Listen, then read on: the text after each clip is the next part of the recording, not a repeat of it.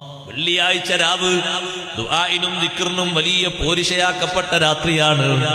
അത്തായ നേരത്തെ എഴുന്നേറ്റ് ഉമ്മമാരെ നല്ലോണം ദ്വാർക്കണം. മക്കളെ നല്ല ഭാവിക്ക് വേണ്ടി ഉപ്പമാര് നല്ലോണം ദ്വാർക്കണം. എത്ര സുഖമുള്ള റൂമിലാണ് കിടക്കുന്നതെങ്കിലും ആഴ്ചയിൽ മുഴുവൻ രാത്രികളിലും ദ്വാർക്കുന്നവരുണ്ടത് പോകട്ടെ. ഒരു വെള്ളിയാഴ്ച രാത്രിയെങ്കിലും സുബ്ഹിന്റെ മുമ്പ് എഴുന്നേറ്റ് ഒരു 10-15 മിനിറ്റ് സമയമേ നമുക്ക് വേണ്ടി വരുന്നുള്ളൂ.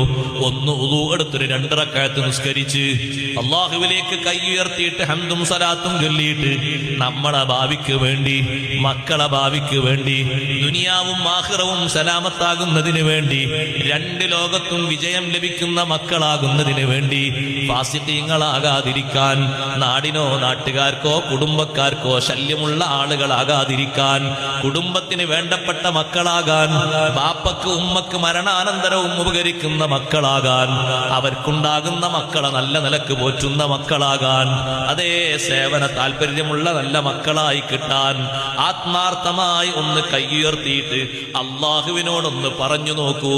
ഒരിക്കലും റബ്ബ് സുബ്ഹാനഹു വ തആല ആ ദുആ തള്ളിക്കളയൂല.